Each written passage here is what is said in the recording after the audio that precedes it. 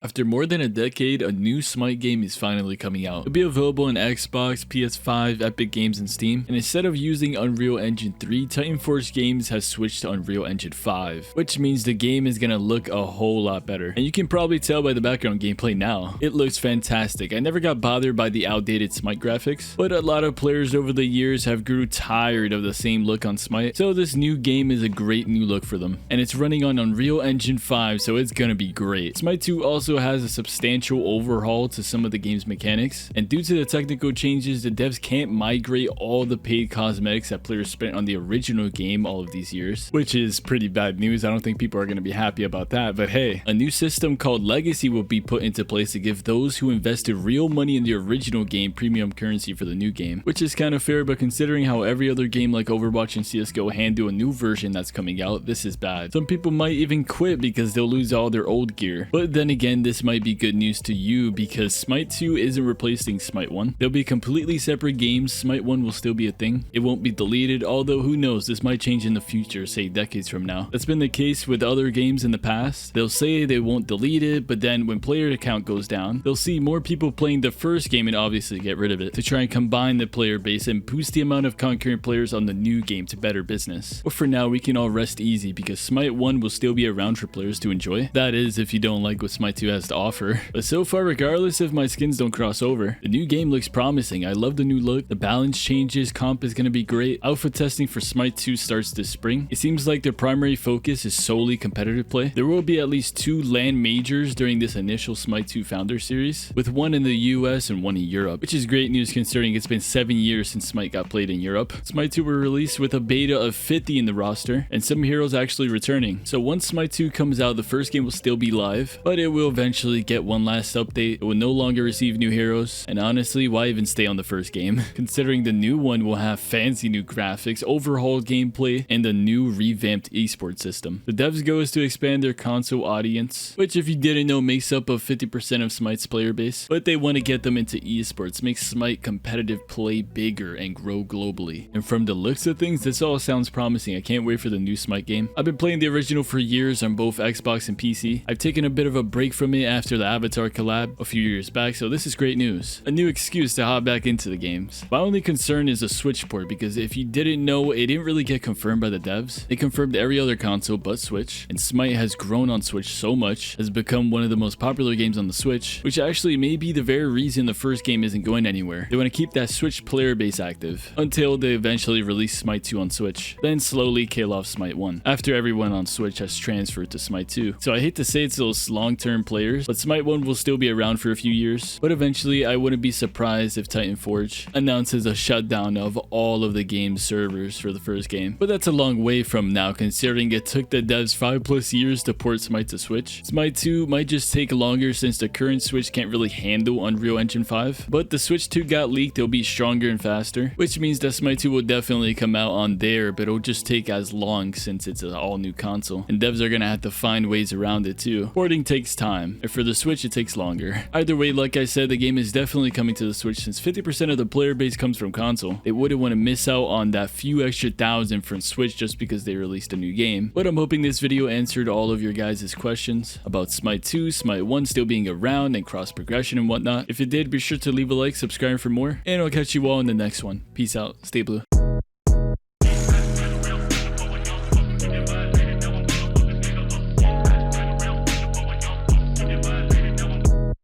Loving myself, but it hurts sometimes. Suicide, no, cut it